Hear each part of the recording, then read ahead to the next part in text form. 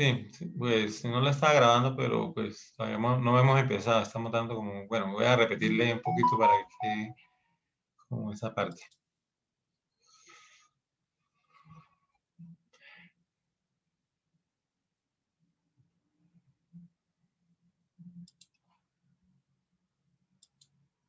Entonces, esos pares craneales son del sistema nervioso periférico, ¿cierto? Pero además acá vemos que la médula espinal, que es un cordón lleno de axones y de neuronas, también saca nervios, nervios torácicos, lumbares, sacros, todos son nervios espinales. Y de acá, de esta parte de arriba, el plexo braquial, se van a formar muchos nervios que van a cubrir las extremidades superiores y el plexo lumbar, las extremidades inferiores. Entonces tenemos un sistema nervioso central, que es ese, está protegido por, ¿no? Por, digamos, no es tan sencillo porque lo protege los huesos, ¿cierto? Entonces, estos huesos son unos huesos muy fuertes. Cuando uno examina un hueso de estos, tiene una tabla externa, luego tiene un tejido, en la mitad tiene un tejido de hueso esponjoso, de hueso trabecular, y luego tiene una tabla interna. O sea que para sufrir una fractura de cráneo se necesita un golpe muy fuerte. Supongamos que usted lo golpea con un objeto contundente, con una varilla, y le parten la tabla externa, ¿cierto? Usted para no dejarse matar, usted pues tiene que mover la cabeza porque le vuelven a pegar por ahí, le rompen la tabla interna y exposición de masa encefálica. Entonces ya la herida es de muerte de gravedad. Estos huesos son muy fuertes porque nomás tienen que proteger lo que estábamos hablando, ¿cierto? El tejido nervioso, o sea, acá, esto, que es la que yo no tuviera huesos por acá, ¿sí? Pasaría la puerta y se me quedaría medio cerebro, ¿sí? Antes de pegarme por acá. Ahí vemos los pares craneales, como son para la cara, por eso las personas que la médula espinal se les rompe por acá, ellos pueden seguir moviendo la cara, los ojos, comiendo y todo, porque los pares craneales son los que le dan la sensibilidad y la motricidad a toda esta estructura superior, ¿sí? Si uno le rompe la médula por acá, se puede quedar cuadripléjico, porque mira que si tú te la rompes por acá, los nervios que van a las extremidades quedan comprometidos. Si se la rompe por acá, puede mover las manos, porque no los compromete, ¿no? De más abajo, mejor.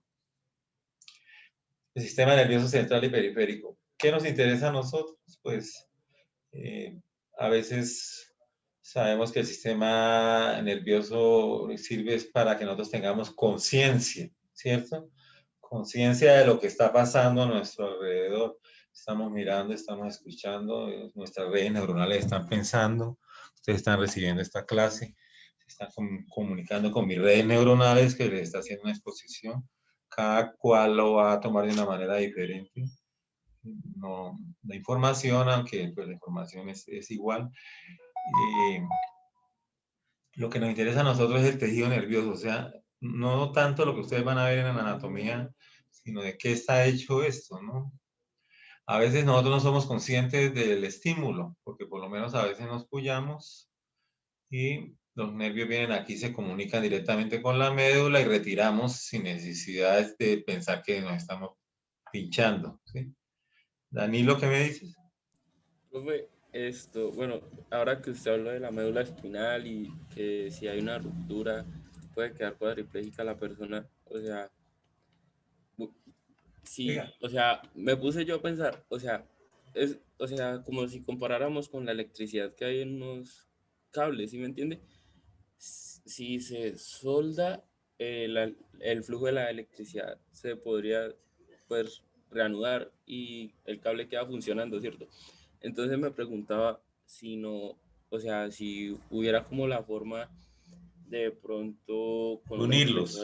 con una impresora 3D, de pronto hacer como un cultivo de células, pues, cerebrales, o sea, neuronas y todo esto, no se podría intentar de restablecer como el, pues, las actividades motrices de una médula fracturada o, bueno, un Lo que tejido pasa es roto. que, mira, cuando la médula se daña, generalmente puede ser por un balazo, supongamos. Se aloja en la médula y la daña. La médula es como un cable con 15 millones de hilitos, supongamos, ¿sí? Entonces tendrías que unir todo eso, ¿no? Cada hilito además es una son que viene a hacer un relevo a neuronas de la médula y de ahí sale otro hilito para el músculo.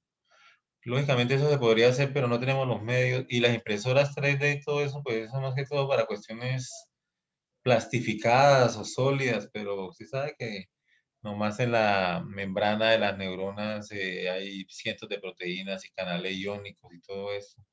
Entonces estaríamos casi soñando con un proceso de ciencia ficción. Tal vez en el futuro, ¿cierto?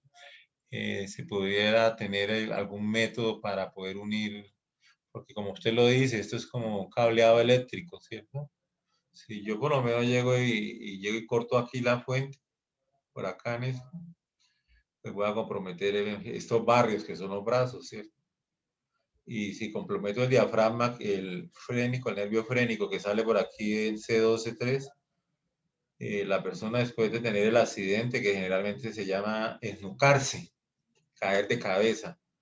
Cuando uno se esnuca muere de una porque se separa la última vértebra del cráneo y ahí están los centros cardiorrespiratorios y comprometen y viene un paro inmediato.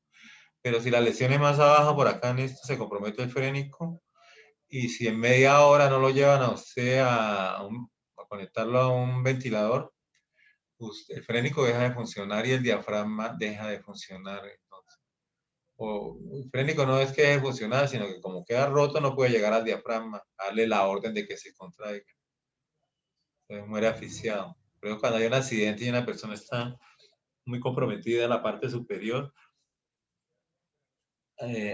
no hay que llevarla rápido a un centro médico y evaluar rápido cómo moverla para no le dañar más la médula, pero a veces por no moverla, entonces la deja morir. Entonces, hay que mirar ahí las dos cosas, ¿sí? Yo le estoy dando 20 minutos o media hora para conectarlo a un ventilador. Eso lo ve uno bastante, y cuando las ambulancias se pelean, que uno que otro. Bueno, vamos a continuar entonces.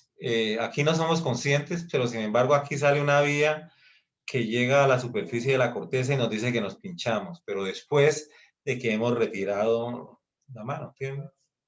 Porque esto es directo, ¿sí? Usted llega y se pincha o siente calor o cualquier cosa, así, y una se comunica, tal músculo, usted retira, ¿sí?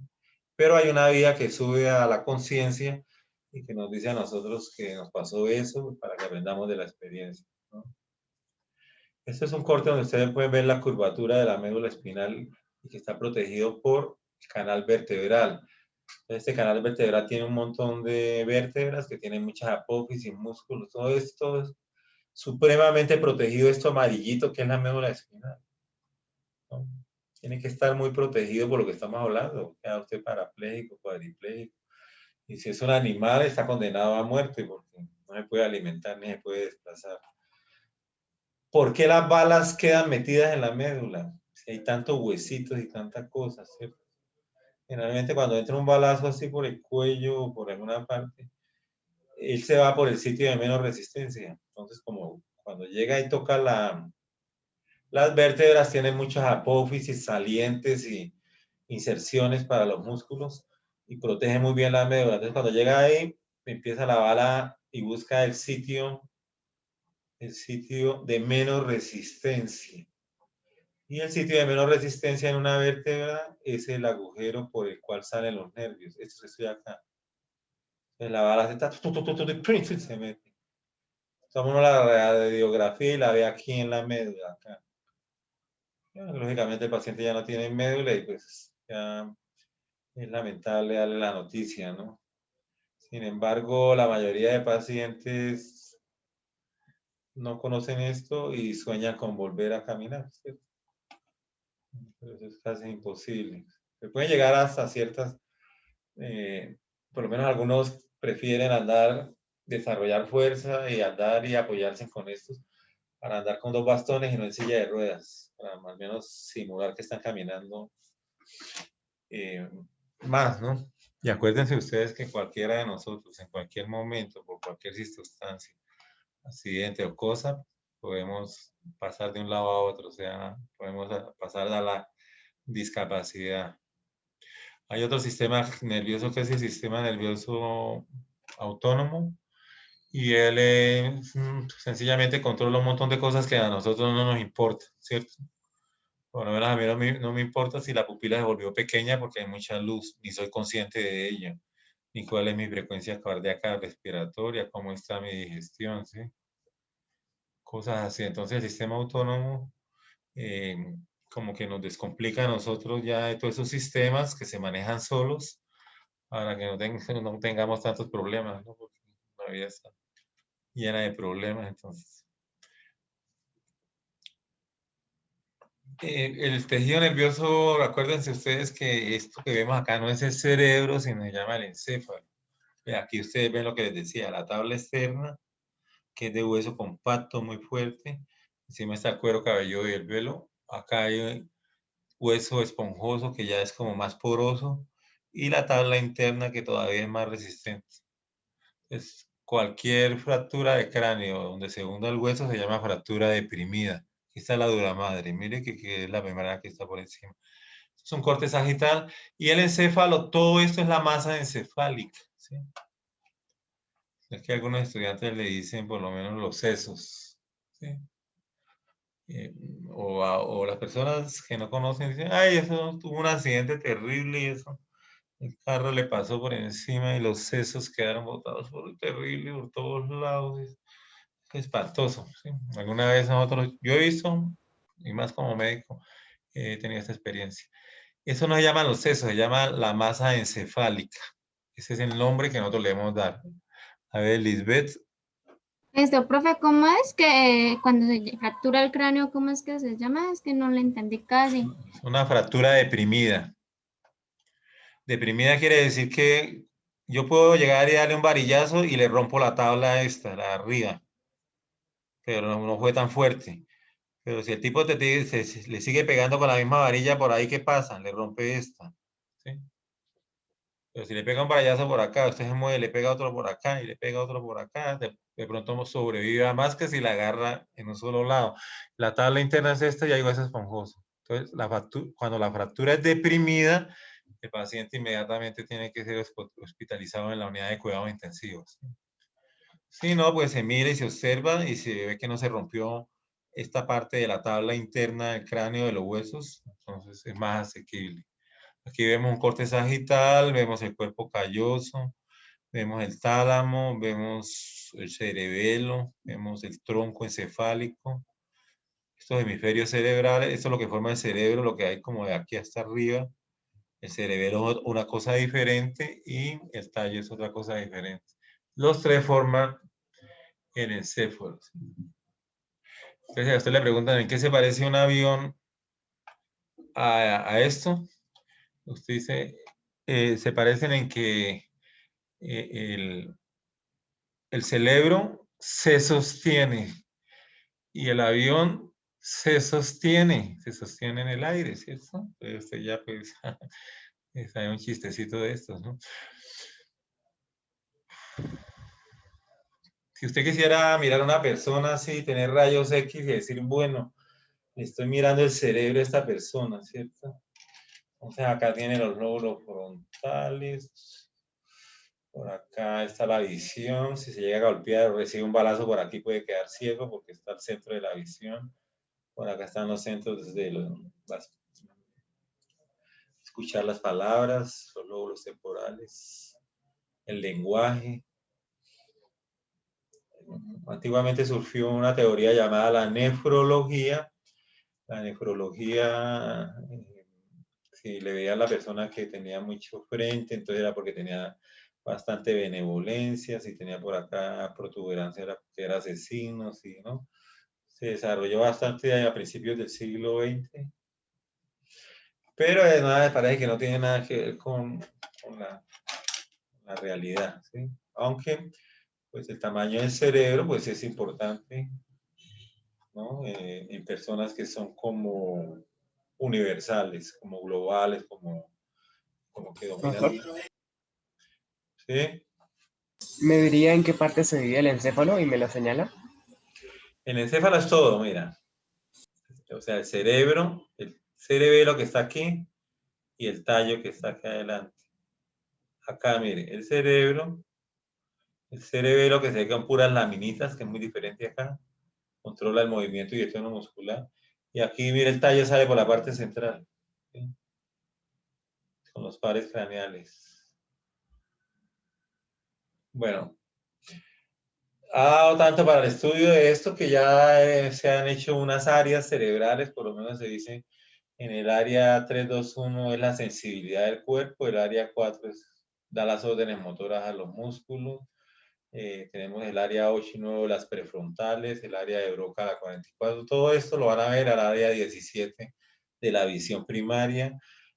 Cuando se da ahí lesiones y se dañan estas áreas, pues bueno, si usted se daña el área 44 por un accidente o algo, usted no puede volver a hablar, queda mudo, eso se llama afasia, porque ahí nace el lenguaje motor.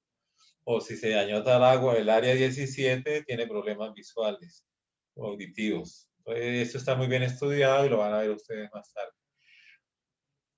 El tejido nervioso fue el último tejido que se desentrañó. O sea, en realidad sí todo el cuerpo está hecho de células, todo el cuerpo, sí, lo forman las células, pero el tejido nervioso no se sabía qué era, ¿cierto? No se sabía verdaderamente qué correspondía, porque como ustedes al verlo en vivo es una masita, una masilla. O sea, no es como el que ve uno de los cortes ya con formol que es fuerte. Si usted mira los sesos de una vaca, por lo menos va a la plaza y mira tejidos, porque allá se pueden ver tejidos, y usted ve que eso es muy friable, es como una gelatina. Por eso cuando una persona tiene un accidente, por eso se desparrama ese tejido nervioso, ¿sí? A pesar de tener tantas conexiones y ser tan complejo como el mismo universo y estar también protegido, uno lo ve como un tejido muy friable. Entonces, no consideraron que fuesen células, dijeron, ¿no? No consideraron. Entonces, tuvo que venir este encantador niño que se llama Santiago. Santiaguito nació por allá en 1854 en España, en Navarra. Navarra queda hacia los lados de Francia. Lo sé porque yo he viajado a todo el mundo, ¿sí? En la bolita mundo que tengo, lo paso mirándola. Navarra queda aquí y aquí queda tal cosa, ¿sí, no? O si no, hago turismo virtual. Ya se puede hacer turismo virtual con gafas. Ya fui a Machu Picchu con gafas. Parece que estuviera uno allá, pues. Ahorra hotel y todo eso. Este niñito cuando nació, si ustedes lo observan, es cabezón, mira.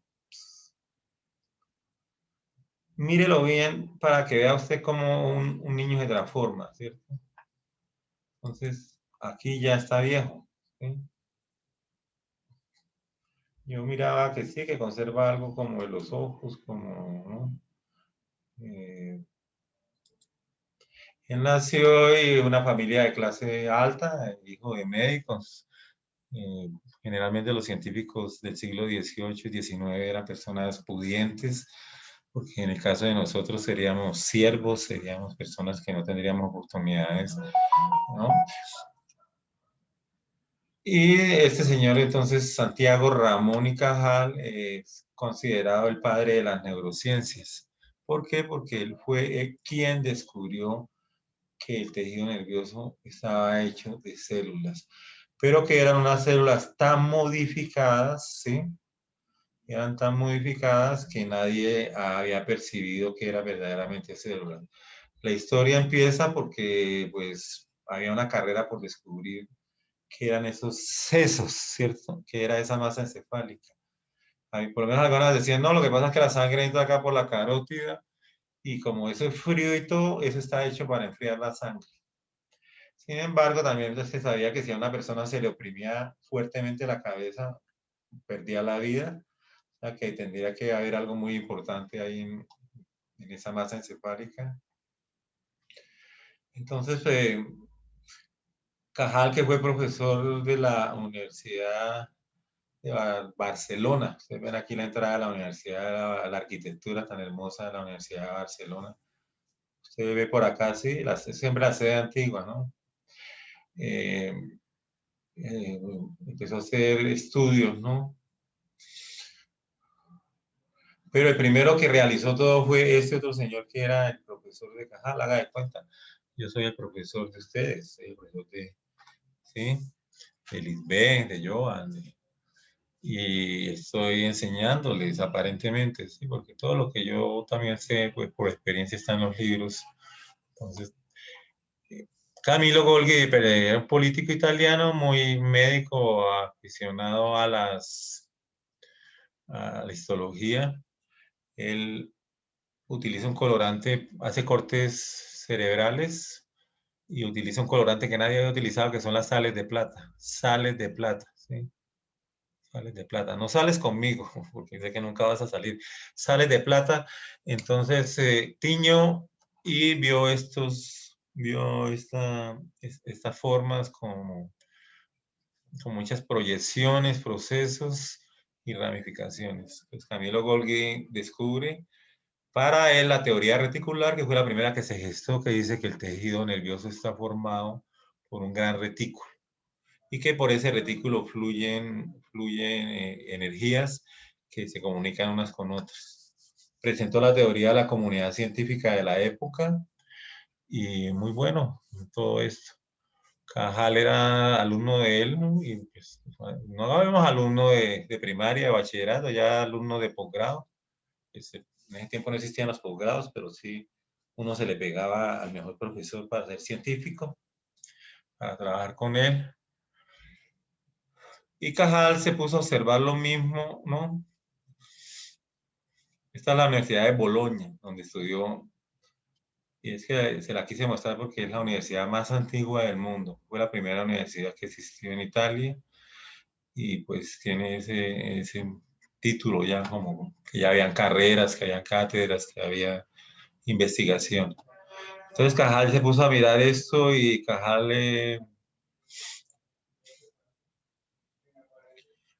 ¿qué? Se puso a hacer dibujos y llegó ahí, hizo esto que está acá. Y los dibujos lo ayudaron a que él se persuadiera de que esto que está acá tenían como formas de células, mira. Y percibió que esto era un núcleo de una célula con un nucleolo. Pero habían otras células que despistaban como estas. Y todo el gran retículo que había visto Golgi, pues como Cajal empleó la coloración de Golgi, pudo tener acceso a esta información. Dicen las malas lenguas que le robó, le sustrajo colorante a Golgi para hacer sus propias coloraciones, ya que Golgi era muy celoso de esto, ¿cierto? Y es como, hay una cosa que llama espionaje científico, eso existe en las grandes empresas y laboratorios mundiales, ¿sí? Donde hay gente espiando qué están descubriendo, como, ¿no? Siempre. Entonces, Cajal saca la teoría neuronal. Y la teoría neuronal dice que el tejido nervioso está formado es por células. Primera parte. Segunda parte.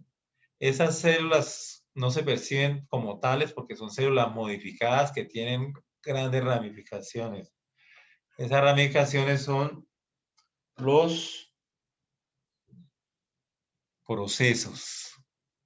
Y él los nombró las neuritas. La palabra neurita que a los que ya más o menos saben a qué les recuerda. Neuronas. Neuronas, neuritas, sí. ¿Y cómo llaman las prolongaciones de las neuronas? Dendritos. Sí, pero ¿y las de la cabeza de la neurona? Las dendritas. Ah, dendritos. Dendrito, algo así. Dendritas.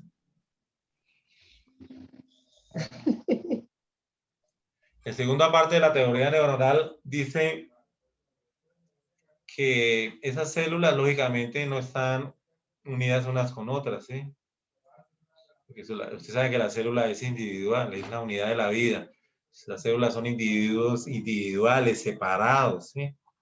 Por lo menos esta célula le puede tener envidia a esta célula, supongamos, ¿sí? Y si esta célula se siente agredida, ella trata de defenderse como sea, pero es la unidad estructural y funcional de la vida. Son individuales. Entonces, Cajal también enuncia que como son células, la teoría reticular queda aplastada porque no es un retículo unido, sino que hay separaciones entre células y células. Esas separaciones se llaman espacios sinápticos, ¿sí? Y son muy pequeños. Son del orden de 20 nanómetros. Una micra, ¿cuántos nanómetros tiene?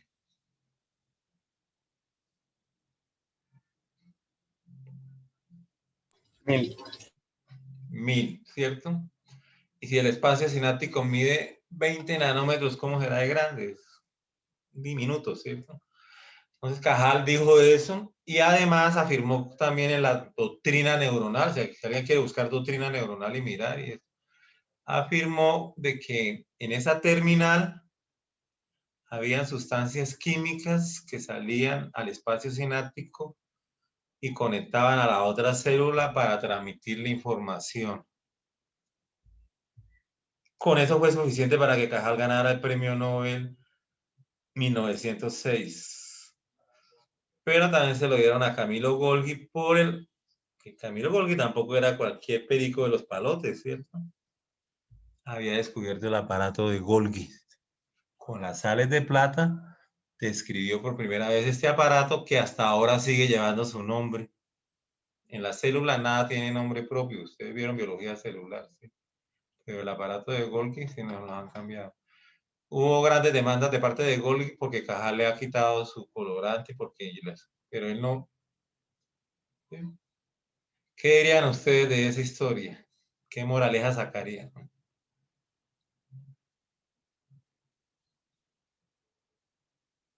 Usted está mirando mire, este dibujo es de la época, porque yo lo conseguí, ¿sí? Este dibujo lo miró Golgi, este dibujo lo miró Cajal, y este dibujo lo estamos mirando nosotros. ¿Por qué se dio esa interpretación mal por Golgi? ¿Por qué Cajal sí pudo dar una interpretación bien y por eso fue considerado el padre de las neurociencias? Además, Cajal tenía muchos más estudios, ¿cierto? En este sitio que estamos observando acá es el espacio sináptico. Entonces, este espacio es muy, muy pequeño y acá están las sustancias químicas que salen al espacio y se pegan a estos receptores, haciendo que esta dendrita se despolarice y siga con la información. Quedan unas mitocondrias y en estas vesículas están los neurotransmisores, esas pequeñas vesículas. Cuando viene el corrientazo por acá, o sea, la información, el potencial de acción viene por acá, se abren los canales de calcio que están acá en la membrana y el calcio viene y se pega a estas vesículas, se las lleva para acá y las pega aquí y hace que boten sus sustancias químicas, por lo menos la dopamina. La dopamina sale acá y se pega acá. Y acá sigue el mensaje. Eso se llama sinapsis química.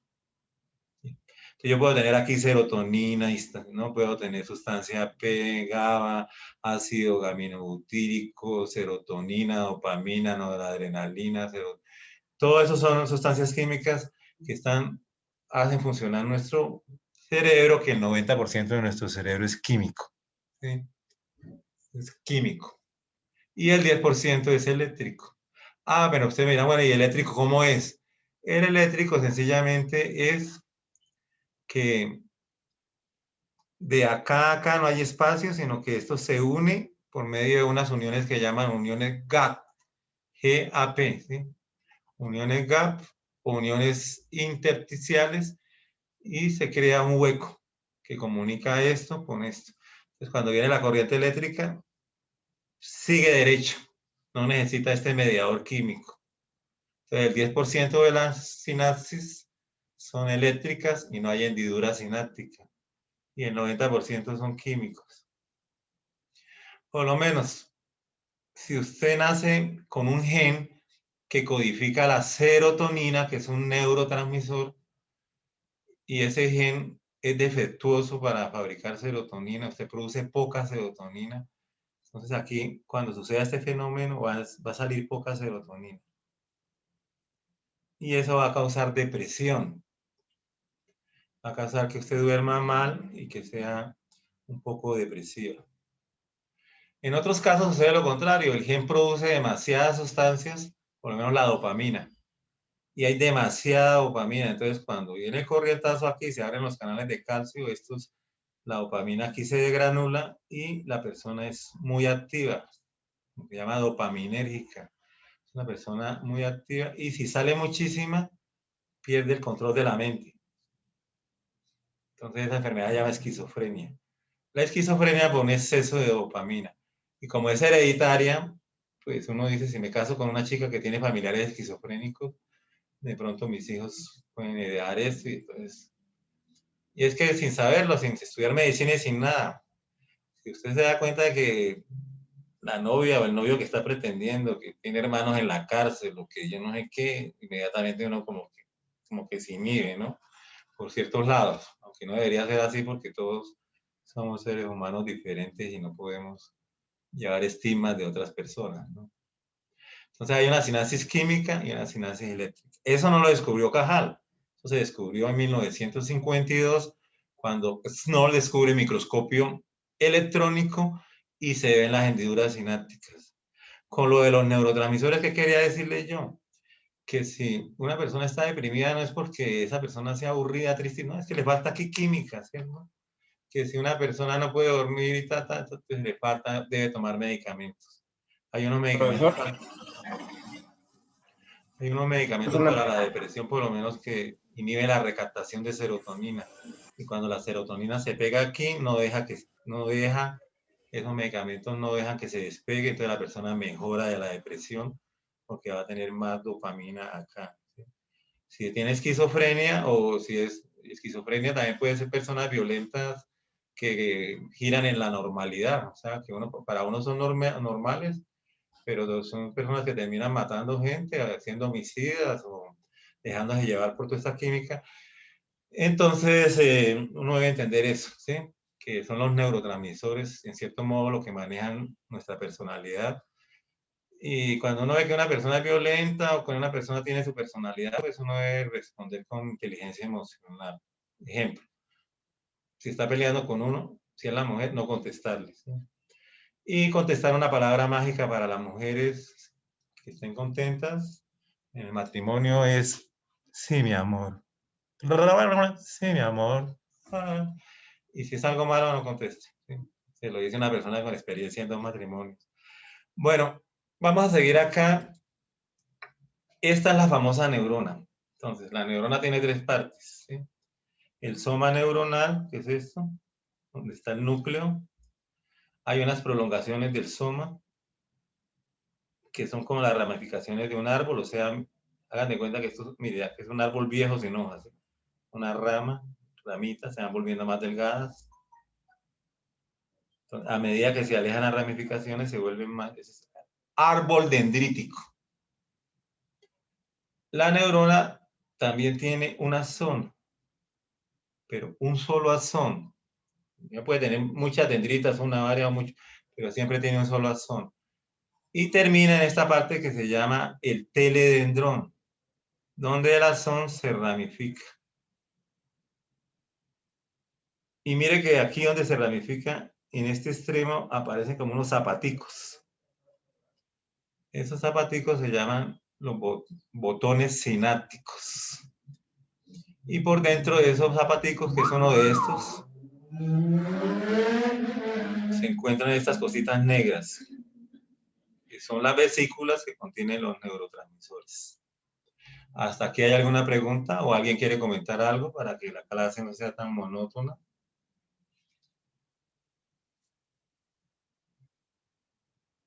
No, mentira, mis clases no son monótonas, porque ustedes aprenden mucho y además pues pueden ver la grabación después. Es una gran... La mielina es una sustancia lipídica que la producen unas células llamadas oligodendrocitos, que no son neuronas, y esas células envuelven los axones. Son las células de Schwann. La célula es una sola célula, envuelve la zona ahí.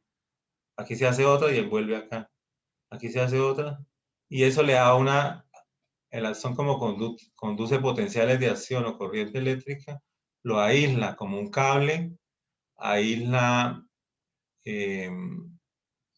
al cobre, ¿cierto? Si no, no hubiera podido haber transmisión. Hay enfermedades como el Guillain-Barré que dañan toda esta mielina y se pelan todos los cables, entonces el individuo queda paralizado, no siente nada y va a conectarlo al respirador si no muere. El Guillain-Barré. Luego se vuelve a mielinizar y pasa. La enfermedad pasa y vuelve a quedar normal, ¿no? No siempre tenemos otras enfermedades, pero bueno, no me voy a meter en contacto con enfermedades. Esas son las tres partes de la neurona. Entonces yo tengo que estudiarlas en histología, ¿cierto? Yo tengo que decir, yo tengo que tener un conocimiento, ¿sí?, sobre esas tres partes. Tengo que enfocarme en conocer bien los tipos de neuronas, lo largo que son los axones, el número de las dendritas, qué hay acá adentro en el soma, ¿sí? Cómo sucede. Todo eso es parte del curso. Sin embargo, esta es la clase de histología de tejido nervioso, ¿sí? No estoy nombrando aquí vías ni nada ni aquello. Ten en cuenta que las células de Schwann cubren los axones, ¿sí? Cubren los axones del sistema nervioso periférico. Aquí quería mostrarles algo de Cajal. Mire, en esta casa nació Cajal, ¿sí? Y pues en el año, esto lo hicieron cuando cumplió 100 años del natalicio, ¿no? Y en esta cama durmió Cajal. Yo no creo, ¿no? Pero usted sabe que el turismo por llevar cosas. Me llama la atención esta cosa que está encima de la cama, ¿cierto? Que era una cosa para orinar de noche. Que la gente, generalmente el baño quedaba por allá muy lejos. Y no sé por qué en ese tiempo no se ocurrió hacerle a las casas varios baños, ¿no? Había un baño general como parte de la casa, ¿no? Mire el busto que le hicieron a Cajal tan hermoso, ¿cierto? Nombrado, era el único español, el español más ilustre, porque los españoles, como se robaron todo el oro de los de las Indias en esas épocas, ellos no desarrollaron la ciencia, solo le importaba la riqueza, ¿cierto? Bueno, vamos acá. Esto que les estaba mostrando acá, coloración de Golgi que hizo en cerebelo, que la vamos a ver en el laboratorio y que pues no la interpretó bien. El Museo Nacional de Madrid en España, si van algún día por allá, lo visiten. Muy hermoso, muy lindo, muy avanzado. Entonces empezamos a estudiar la neurona, ¿sí? La neurona entonces tiene acá el soma. El soma se llama soma, cuerpo o pericardio de la neurona. Cualquiera de esos tres nombres, pero el mejor nombre es cuerpo.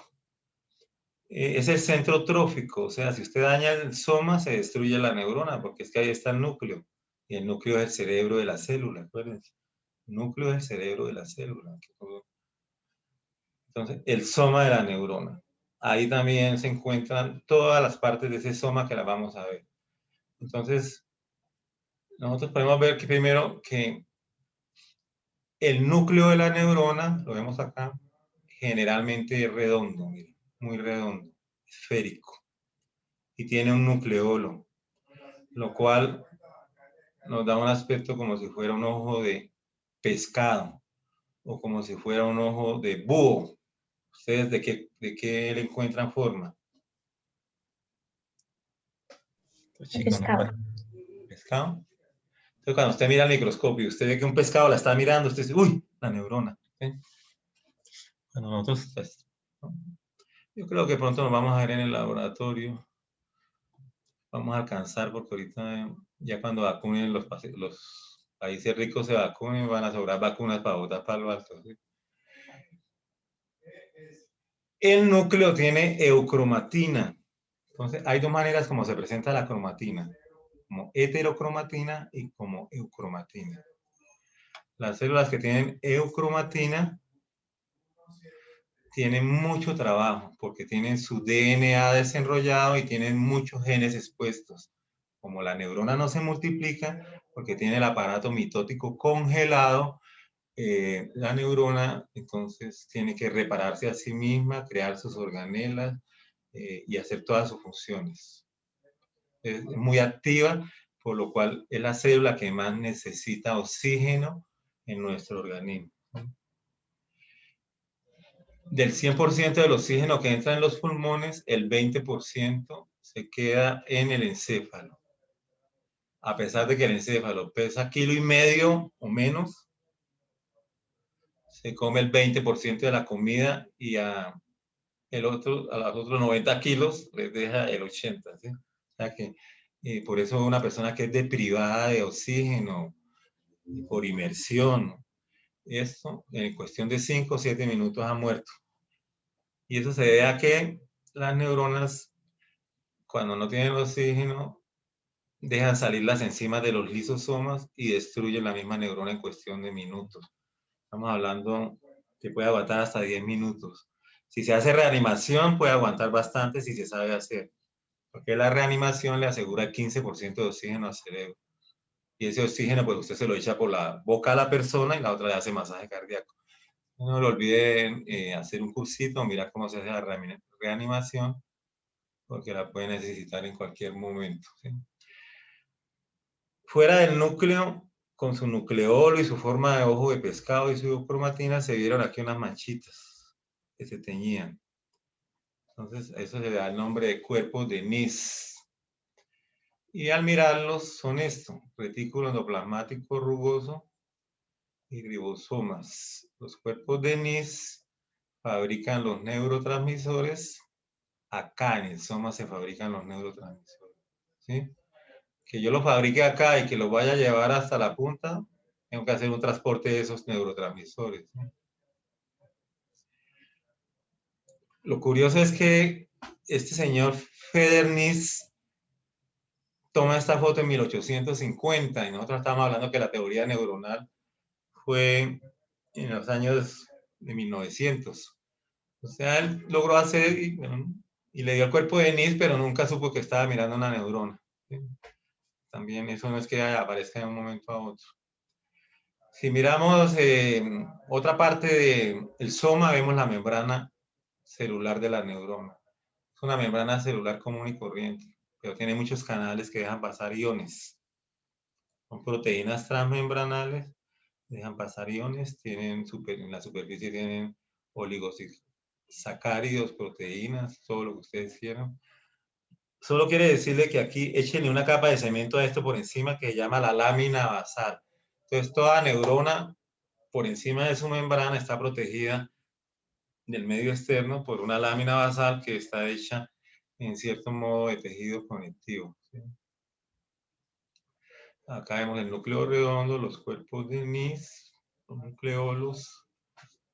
Presenta aproximadamente 4 aparatos de Golgi.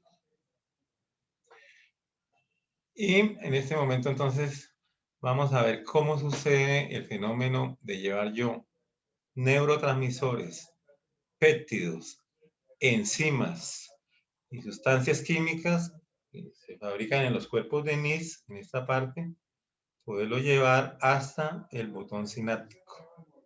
Eso se llama, ¿sí? Se llama transporte axonal, porque se va a hacer a través de este axón. Entonces vamos a hacer un descanso de 5 minutos. No voy a parar la grabación. Dejo ahí, ya vengo.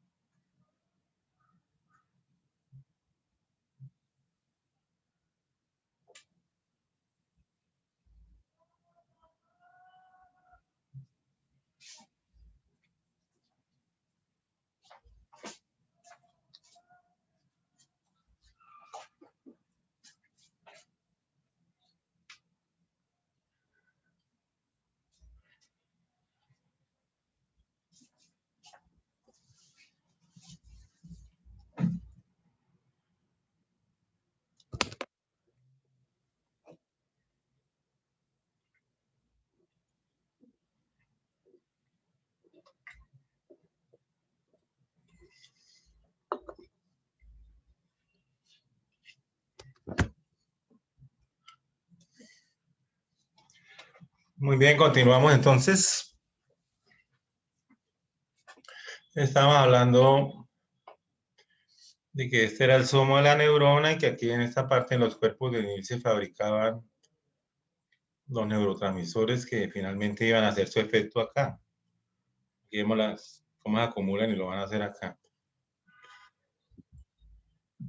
Eso se hace por medio de transporte axonal. Entonces hay dos clases de transporte, este y este. Analicen la gráfica y me cuentan cómo es. A ver.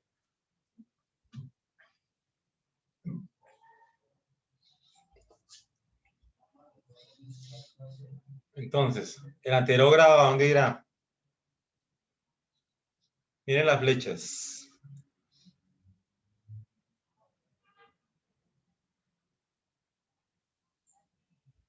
¿Dónde termina el anterógrado? El retrógrado. Empieza acá y va hacia el soma. Eso se llama transporte axonal. Lo que nosotros hablábamos, ¿cierto? Los péptidos, los neurotransmisores, las enzimas, las pequeñas proteínas que van a actuar como neurotransmisores. Yo tengo que llevarlas del soma al botón sináptico. Se realiza mediante los microtúbulos que están en el axón y una proteína llamada la quinesina, se llaman moléculas bailarinas, porque se mueven rápidamente y el transporte anterógrado es un transporte rápido para yo llevar los neurotransmisores de acá hasta acá, ¿sí? Cuando los neurotransmisores actúan acá, muchas partes de ellos son recicladas, entran de nuevo al botón sináptico y por medio de las dineínas se llevan al soma. Y en el soma se usan como materia prima para fabricar nuevos transmisores. O sea, esto es reciclaje, ¿sí? El transporte retrógrado es un transporte de reciclaje.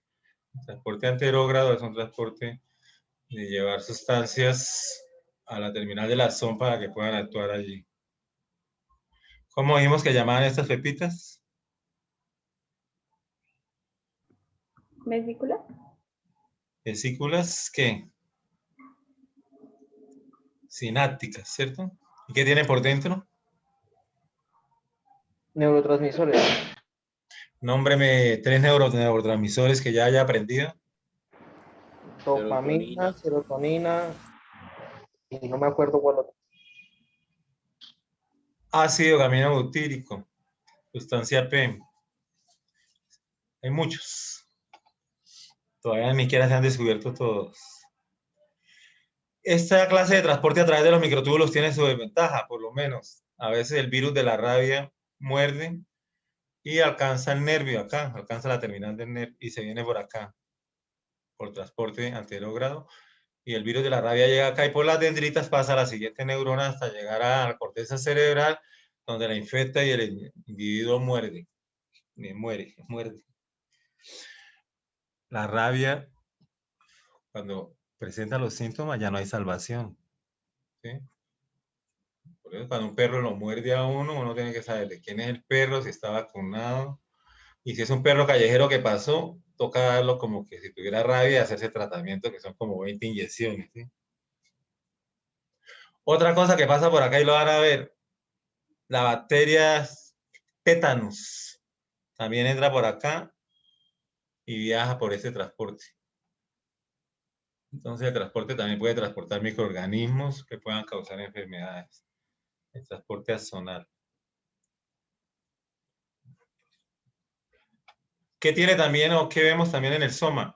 El citoesqueleto, que es el esqueleto de las células. O sea, acá estamos viendo tridimensionalmente el citoesqueleto con todas sus partes. Y aquí las partes que la forman. Mire la membrana plasmática. Siempre la membrana plasmática es reforzada por estos filamentos que son los más pequeños. Se llaman los microfilamentos o filamentos de actina. Forman una doble cadena como un collar de perlas, observen. Se enrollan.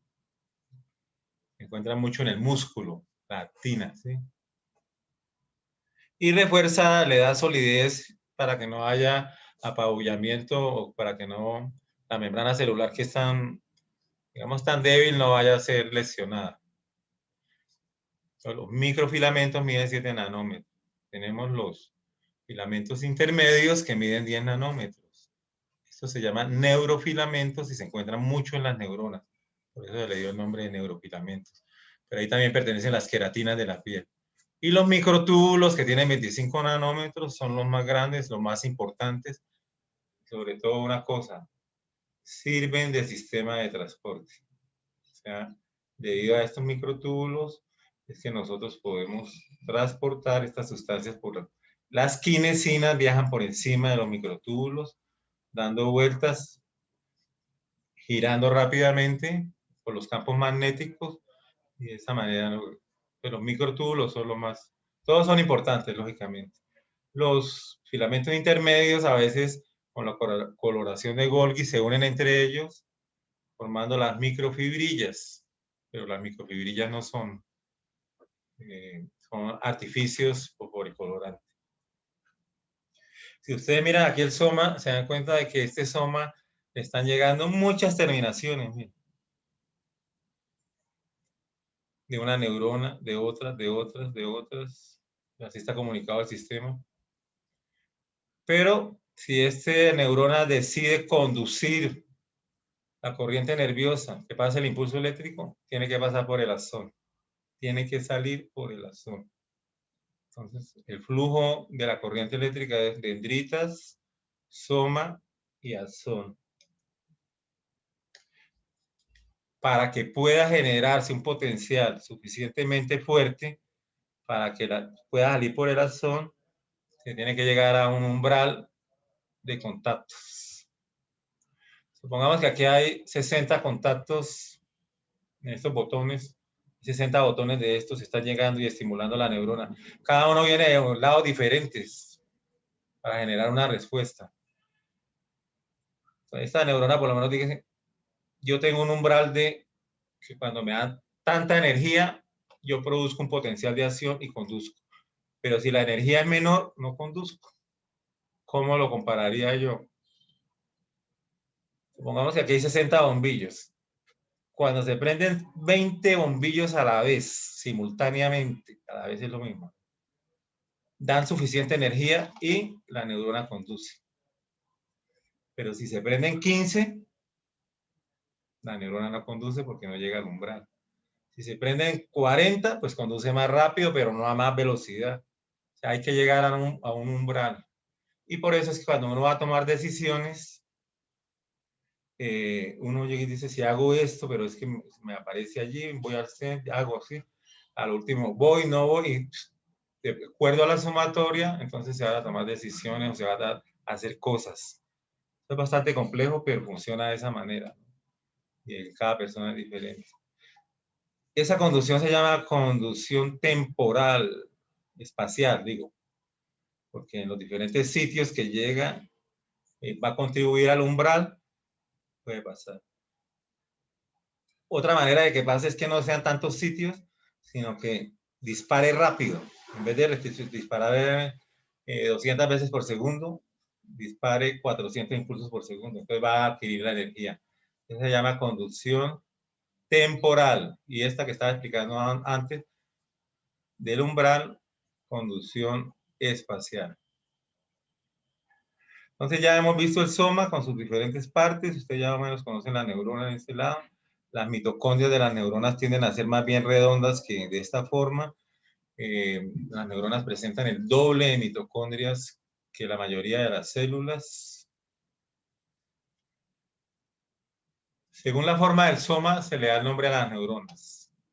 Entonces, se llama clasificación de las neuronas según la forma del soma. Entonces, este soma en forma de pirámide se llama neurona piramidal. Este en forma piriforme se llama Purkinje. Forma de grano de arena, granular. Estas neuronas así, piramidal doble, estrelladas, neuronas en cesta. Siempre que ustedes escuchen eso, se refiere al soma, porque hay otras clasificaciones de acuerdo a otras cosas. Y es esta. Clasificación de las neuronas según el número de dendritas. Entonces acá hay una axón, esta tiene la axón acá, el axón queda abajo y la dendrita queda arriba. Entonces tenemos neurona bipolar, que tiene una sola, acá, dendrita. Está saliendo del soma, porque tendría que salir otra. Estas son ramificaciones de esas, ¿sí? Neurona multipolar, le salen muchas dendritas del soma. Esta también es multipolar, salen muchas dendritas del soma. Neurona pseudo-unipolar. Resulta que sale una sola prolongación y aquí para allá es la dendrita y aquí para abajo es el axón. Se llama neurona pseudo-unipolar. Se encuentra en los ganglios espinales. Se encuentra también en los pares craneales, en neuronas de los pares craneales. Tenemos acá lo mismo, bipolar, pseudo-unipolar, multipolar. Y cuando la neurona está formándose, tiene hasta acá, miren. Quítenle esto. Que solamente tiene axón, pero no tiene dendrita. Esa se llama unipolar. Son neuronas primitivas llamadas neuroblastos. Los neuroblastos originan las neuronas. Ya dijimos, vamos a hablar ahora del axón. El axón es una prolongación única que nace del soma, ¿sí? Y en ese punto que nace se llama el cono axónico. Ahí no hay mielina, por eso es importante el cono axónico. Yo puedo clasificar las neuronas también por el axón. Si el axón es largo, se llaman Golgi tipo 1. Si el axón es cortico, muy cortico, que no se alcanza ni a distinguir de las dendritas, se llaman Golgi tipo 2. Y esas neuronas Golgi tipo 2 son llamadas interneuronas. Están metidas en los circuitos neuronales, tocándose. Y por eso las que tienen axón largo son las neuronas que van a las piernas, a los brazos, que forman los nervios, ¿no? Las interneuronas son el 98% de todas las neuronas del encéfalo. Aquí estamos hablando de la interneurona. Observen ustedes que el axón es muy corto, ¿cierto? Esta es la neurona pseudounipolar y esta sería la neurona multipolar. Clasificación de acuerdo al número de dendritos. Los axones son forrados por unas células llamadas los oligodendrocitos. Estas células pertenecen a las células gliales. No son neuronas, pero se consideran células nerviosas. Se les dicen neuroglias. Y dense en cuenta ustedes cómo esta neuroglia con un bracito envuelve este pedazo del axón. Con este bracito envuelve otro axón diferente. Con este de aquí mismo, con este otro axón diferente. Eso es muy diferente a lo que nosotros hablábamos, ¿cierto? De las células de Schwann. Las teníamos por acá. Mire, la célula de Schwann también cubre con mielina los axones, pero en el sistema nervioso periférico. Y la diferencia es que una sola célula de Schwann hace este trabajo hasta aquí nomás. O sea, que no saca otro bracito para otro axón y otro bracito para otro, como lo veo. Y esta es otra célula de Schwann, cubre acá. En esta parte no se cubre o es mínima la mielina que hay, se llama nódulo de Ranvier, ¿no? En este caso.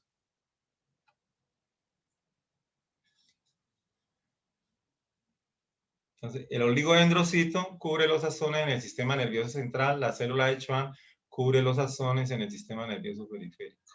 Aquí podemos ver cómo el axón es cubierto por mielina, el nódulo de Ranvier.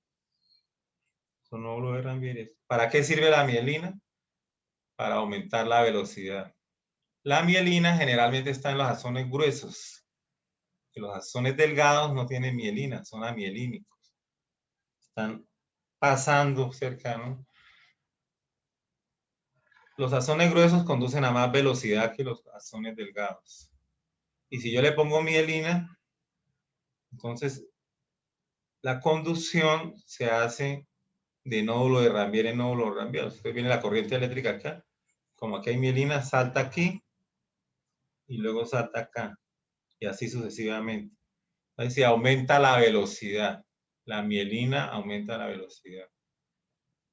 Los axones amielínicos conducen a baja velocidad. Entonces podemos clasificar que los axones o las que son llamadas fibras nerviosas se clasifican en tres formas.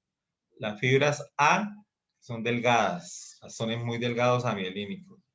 Las fibras B, que son un poco más gruesos, algunos tienen algo de mielina. Perdón, lo estoy diciendo al revés, ¿sí? Las fibras A gruesas con mielina conducen a alta velocidad. Las fibras B, término intermedio en grosor, y las fibras C, delgadas, amielínicas, con conducción de baja velocidad. Generalmente transmiten información desde las vísceras. El dolor visceral es un dolor sordo, espacioso, no es de alta velocidad. Aquí para ilustrarles a ustedes la unión sináptica. Entonces vemos nosotros como dos vesículas sinápticas vienen y se pegan acá y por eso citosis sueltan el neurotransmisor. El neurotransmisor cae sobre estos receptores y cuando estos receptores se saturan se genera nuevamente el impulso eléctrico por la membrana y así se transmite de una neurona a otra neurona.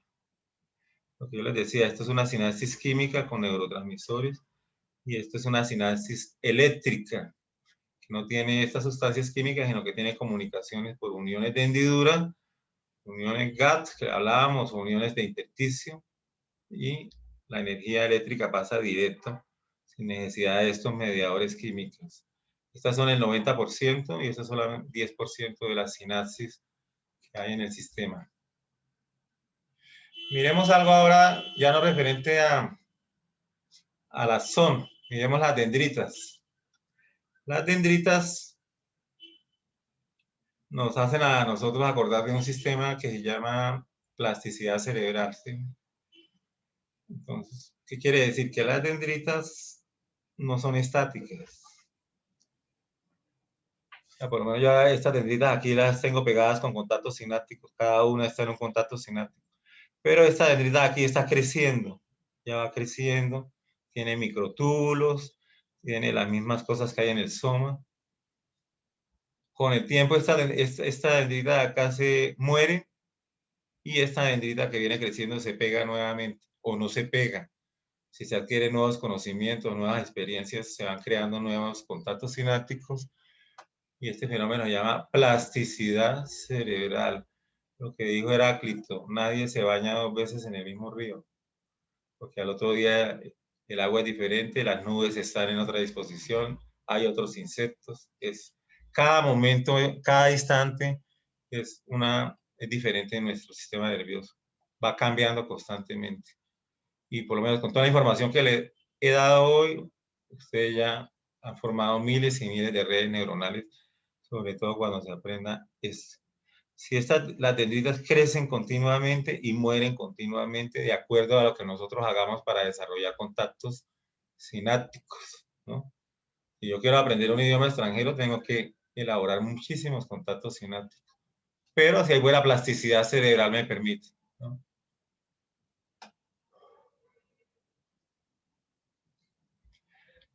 Además de las neuronas, existen otras células que se llaman las células neuroglias.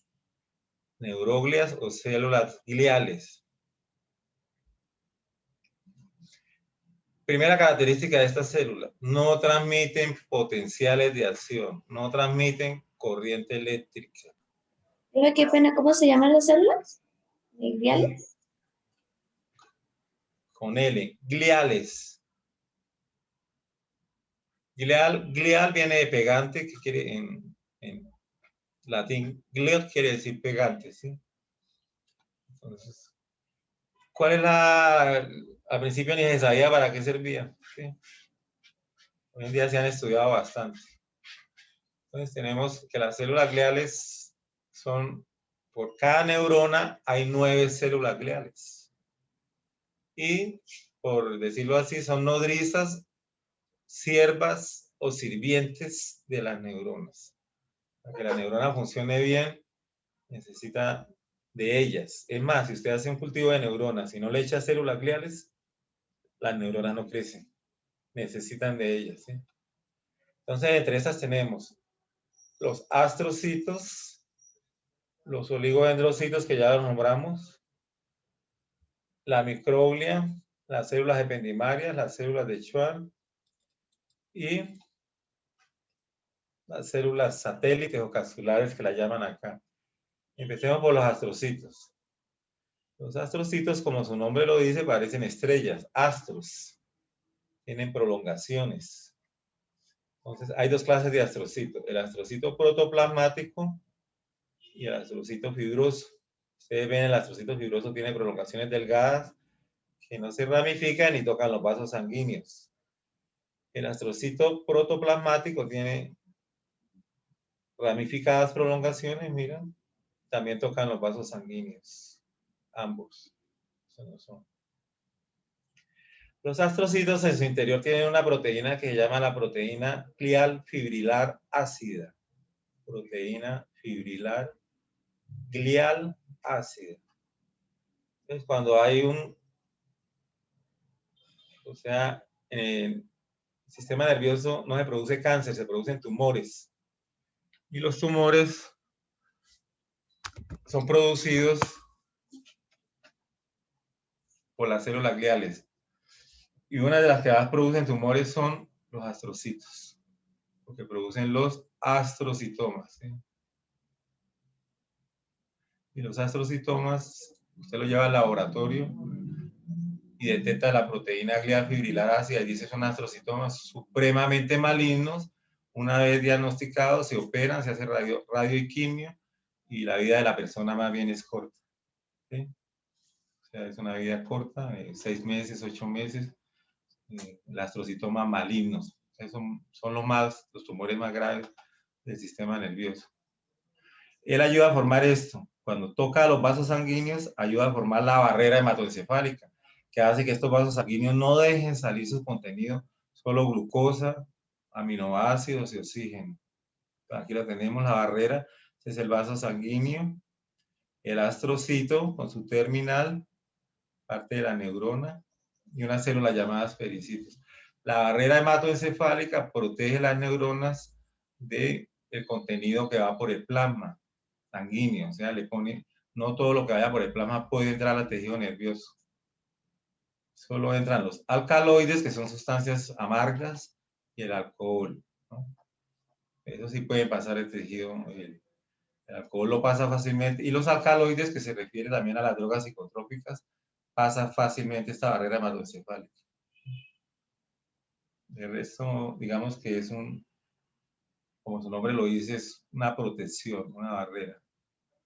Ahí vemos la proteína glial fibrilar ácida, hace que se vea punteado el núcleo, el citoplasma cerca al núcleo del astrocito. Y ya cuando detectamos los tumores, ya generalmente están muy grandes y mucha gente perece de esto. Si la persona es importante, pues va mucha gente al entierro, ¿no? Entonces, las funciones de los astrocitos son: limpian los desechos del cerebro, nutren las neuronas, mantienen el gran soporte para que la neurona esté en su lugar, fagocitan residuos, y todo lo que ustedes leen ahí, ¿sí? Retiran iones. Esos iones, como el potasio, son venenosos para la neurona, entonces limpian, ¿no? Regulan el contenido del espacio celular. Ahí se las dejo escritas para que ustedes las tengan en cuenta. Pero sobre todo forma la barrera hematoencefálica, que filtra sustancias peligrosas, como estábamos hablando. Funciones, así a grandes rasgos: astrocitos, sostén y nutrición de las neuronas. Oligodendrocitos, sintetizan mielina a nivel del sistema nervioso central, ya lo habíamos hablado. Microglias, no las habíamos tocado. Las microglias, vamos a ver si las tengo, estas son pequeñas células que nacen en la médula ósea, donde nace la sangre, llegan a la sangre y salen al sistema nervioso. Su función es fagocitosis. Fagocitosis es comer. Fagocitar un organismo es engullirlo y destruirlo, ¿sí? Eso lo hacen los macrófagos, por eso es el macrófago del sistema nervioso central. Macrófagos hay muchos, hay macrófagos en la piel, hay macrófagos en el hígado, hay macrófagos en la placenta, hay macrófagos tejido conectivo. Ellos son vigilantes, son como policía. Y eso se encarga de limpiar el cerebro de células muertas, de microorganismos y de células tumorales. Otra célula de la glía es la célula ependimaria. Esta célula se encarga de revestir las cavidades que contienen líquido cefalorraquídeo. Cuando usted vea más adelante, dentro del encéfalo hay unos huecos que llaman ventrículos cerebrales, que están llenos de líquido. Las paredes de esas cavidades están cubiertas por células ependimarias. Células de Schwann, lo mismo que los oligodendrocitos, pero en el sistema nervioso periférico, ¿sí? Sintetizan mielina Y las células capsulares, pues, separar neuronas del tejido fibrocolagenoso. Miremos aquí, recordar las microglias cómo se ven en las tensiones. Ellas captan entonces todo lo que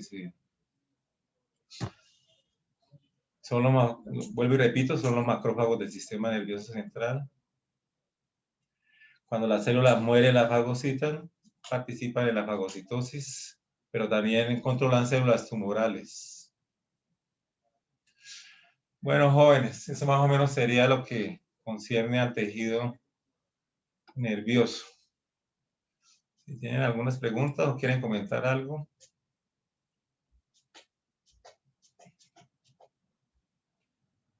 Pueden hacerlas. Si no.